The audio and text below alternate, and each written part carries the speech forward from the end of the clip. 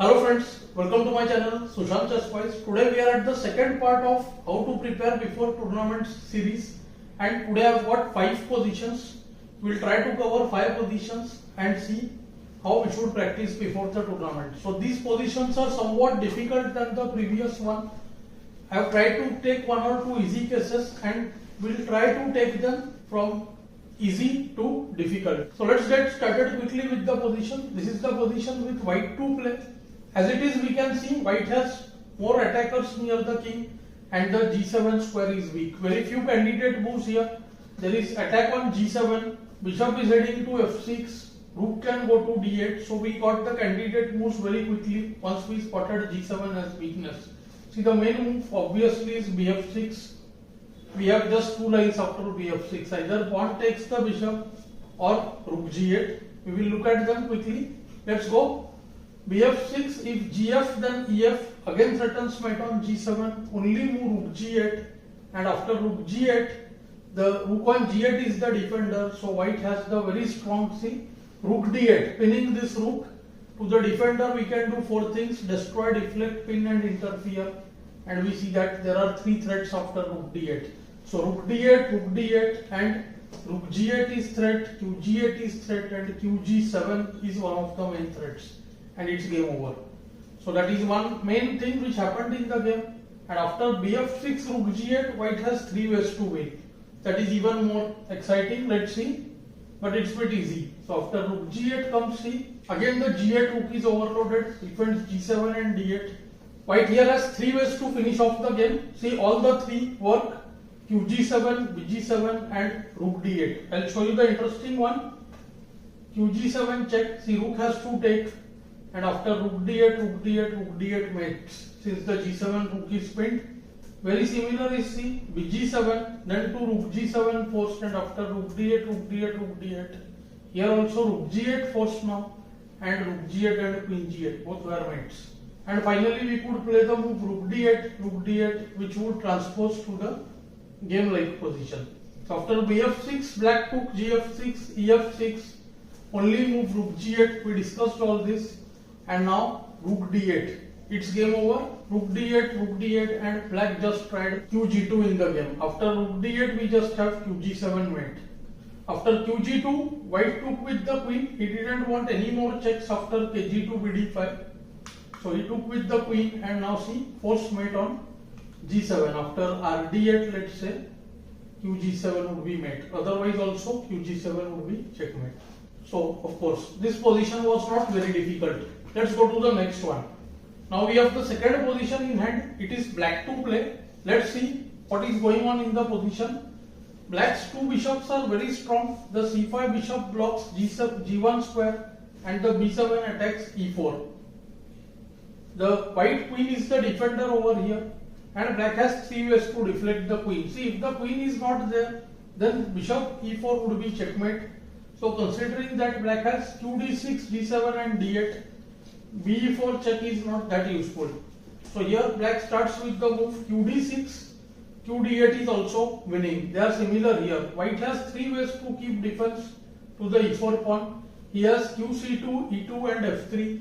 After qd6, black has to see that after any of the queen move, he has the common point to attack the queen, that is qd1. Let's see quickly. It's not very difficult one. Once we understand this mating pattern, it's bit easy. So after see qc2, there is qd1. See, it's game over. The queen attacks the knight, queen attacks the queen. If queen takes the queen, then be4, queen f3 and bf3 checkmates. To qe2 also, there is qd1. Very similar play. The queen can go to g2. That was possible in the qc2 line as well. And after qg2 also you must have found there are 2 options. Queen f1 check and bishop e4. Queen f1 doesn't work, but see, be4 wins. Deflecting the queen, queen takes knight, bishop g1 and qg1 checkmates. Finally the main line is queen f3, and after see qd1 here, white has the very important move kg2. This we should have of course seen before playing qd1. Do try to calculate this line before you move on with the video. So see, here comes the move qc2 check, winning on the spot. The idea is if king goes back to h1, then b4 and queen e4 both are there, but see queen e4 is very strong.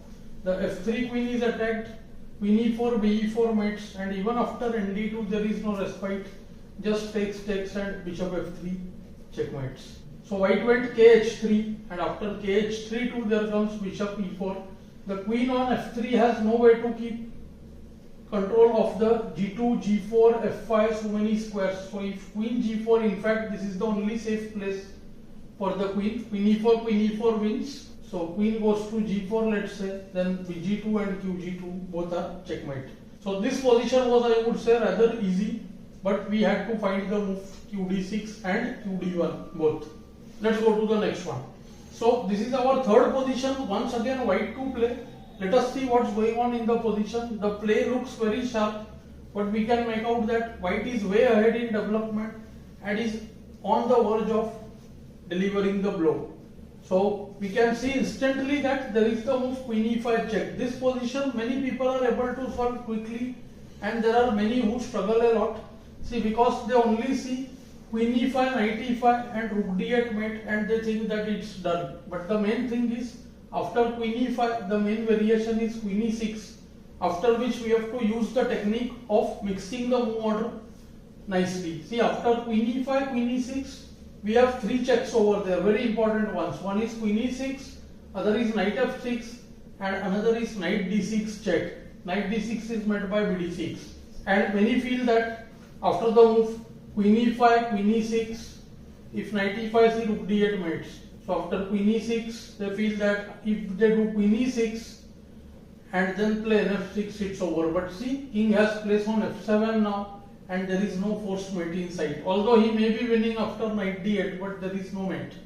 Thus, in the game, white found the precise move order, going nf6 first. See what he is doing? He is moving this g7 pawn, which was the defender in the event of bg5 in the other line. bh5 was met by g6. So what he is doing? He is removing this g7 pawn with nf6 check first. Now see, if knight takes, then of course we know rook d8 mates.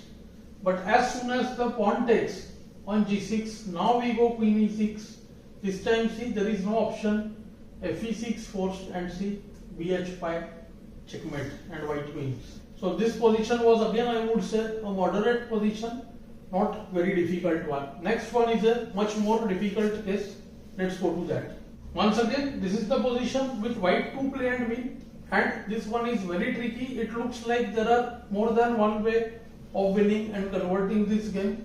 Although two ways exist over here, I will show you the main one, what happened in the game, and I will show you one very tricky solution also. We will not enter into both in full detail, that you can work on your own. I will give you two options though.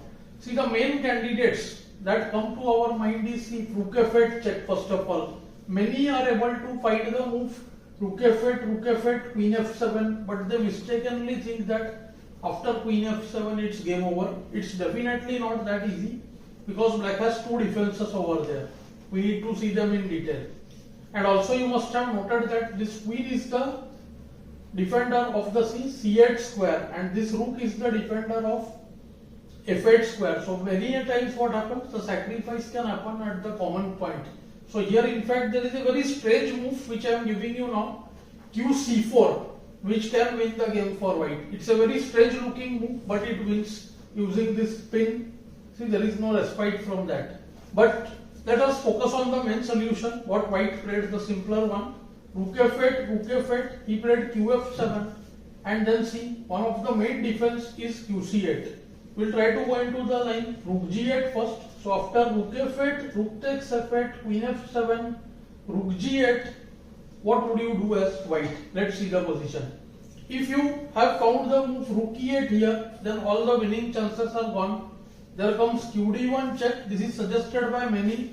They just see kh2, qd6, f4. When I was calculating, I also felt this is winning. But then soon I saw that after qh6 check, kg1, qb6 check, and see, he has to come back to h2, because if king f1, then qb5 check followed by qe8, the rook is lost. So it means he has to again go back to this line with kh2 only, and as soon as kh2 comes, again there will be qh6 check. So see, king has to move on to g3, and after kg3 comes qg6 check. All the advantage white had, most of it is gone. Queen takes g6, hg, and it's very difficult to convert this one. So after rook g8, there is a very strange and cunning move, queen e8. The winning move, the queen guards the d7 square and the c8 squares, means the threat is now d7. Secondly, queen keeps the eye on the back rank, and thirdly, the queen supports the rook on e2. So queen e2 is not an option anymore. So we can see that after qc8 also here, qc8 is the simplest move, d7 is a mistake, we will come to that later. d7 just allows qc1. But see, after qc8, d7, wherever the rook goes, next we will see rook e8 coming up. So it's winning for white. And here if h6, which happens to be the main move, there comes d7, and now see there is nothing. Just the queen can try to arrange for something with qg5, it covers d8, and see also it threatens qc1, but you can make out after takes re8, kh7, d8 queen. There is a way to get rid of this check. See qc1, kh2, qf4. This is a very important line. g3 won't work. g3 allows qf2. Simpler is kh3, qf5, kg3. The king simply moves to the e5, and the queen can block any check from the black queen. So see qg6, king f3, and it's a winning game for white. So after qf7, black tried the move qc8 in the game. qc8 is a brilliant try. In fact, many players would go for the move here d7. What would you do? Will you go d7, or will you look for some other move? Definitely try to calculate first and then compare with the answer. If white plays d7, then it's a messed up case. qc1 check, kh2, it's a forced draw here. See qh6 check. Now trouble is, if king goes back to g1, just qc1, king has to come out, and now see qg5 check. And unfortunately what is happening? Attempts to play king f3 just loses to rook f7 check, and it's gone. See kf3, rf7 is check, and black wins. Means it forces white to go back to h2. After kh2 again, see queen h6 check, so that whenever king goes to g1, we have qc1. And the winning game has become drawn. So in totally winning positions also utmost care is required. Once again here, white has the very simple queen f8, forcing queen takes f8, and now d7. The queen is far away from giving any kind of check, because back rank mate, he cannot arrange for a check because of re8 back rank mate, and even if h6, then re8, if kg8, then takes and pawn queens, and white wins.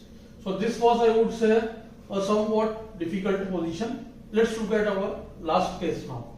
See, all these positions are highly effective for practice before tournaments, because these are the positions which are forced in nature. Highly we are emphasizing on using check capture attack, and this is what exactly we want to do before the games. These are somewhat mixed, so we are trying to maintain a balance where if we get or we are able to solve the positions, we go with a certain level of confidence, and the ones which we are unable to find, that shows us how we should think and what we should do during the game. So here too we will find the moves same way. See, there are three checks, white to play and win it is. There is rook d7 check, there is see knight g5 check, and there is see very interesting move. This bishop is supported by the queen. Queen is the defender, so there is the move r d6. Okay, very interesting. Let's see one by one. If r d7, then see just bd7, qc4 check, the bishop just comes back to e6, and there is no rook e6 or queen e6. We just gave up the rook for no reason. And if we play the move knight g5 instantly, let's say knight g5, fg5, rook d6, we see that black will be able to play bf2 check and then give up his queen with qd6. So we have already given the knight. We will give up the rook on d6, and then bishop takes e1 will also be there. So a lot of material will be given up. White looks better there, but it won't be a forced win. So white decides to change the order of moves. See, this technique is very important. Finding the moves like A, B, C, and then shuffling them. if we have thought our first move as A, let's say here we are thinking of knight g5 first as A and B is rook d6, we should shuffle them. So here this is exactly what white did. See, ng5 is not that great. He goes with the move rook d6 first. And not only that, see, he sticks to the technique properly. Now see, first point, if bishop takes f2, then see king h1, and after q d6, vd6, be1, knight e1, we have queen and knight for two rooks, which is a winning case. Okay, and after rook d6, bd6, one would think of the move qe6 check here. See, this is a new move in the position, right? But as per the technique, the move knight g5, which we had thought before, we should consider that first. I will come to that point. Let me show you a little bit about queen e6. It's a very important line. Here too I would say white is winning. After king f8, bd6 is like the game. After kg6, many would say this has to be winning. Yeah, very true. After bd6, white is winning. After knight h4, kh5, g4, extracting the king out. 100% it has to be winning. But white went with the move knight g5 first, not even allowing the king to come to h5. That line ends in a quicker mate, we can say. So after bd6 here, white went with the move knight g5. See, this is called change the move order technique. We are just shuffling the move order. Our first move was knight g5, then rook d6. Here we did exactly reverse. First rook d6, bd6, knight g5. Now see, the option kg6 is gone. After king f8, just queen e6. Now fg, bd6, you can make out it's game over. Takes, king f7 and re7 check. If king goes to g8, then just see queen e6, kf8, queen f7 mates. And the other line also transposes to this one. The other line is see f takes g5, and here to see queen e6 check. There is no escape from g6 this time. That is why white deflected this f6 pawn. After kf8, bd6, queen takes d6, queen d6, kf7, rook e7. Same story. Only difference is if black plays kf8, that is why I have taken this line. There comes rb7, even rd7 is good. King g8, queen e6, kf8, queen f7, checkmate. So it was my intention to show you how we should prepare, how we should solve positions, how many positions I told you last time. We should target around 50 to 80 positions. If we take mate in 4 or 5 positions, we will definitely be able to do more than these. Like in 1.5 hours, one can do around 15-20 positions if they take just mate in 4 or 5. Some of these were complicated, but you can use these lessons also as an exercise before the tournament. I will make some more if you are liking these lessons, so that you have ample of positions for practice before tournaments. So definitely let me know in the comments below how you found this lesson. Thanks for your time.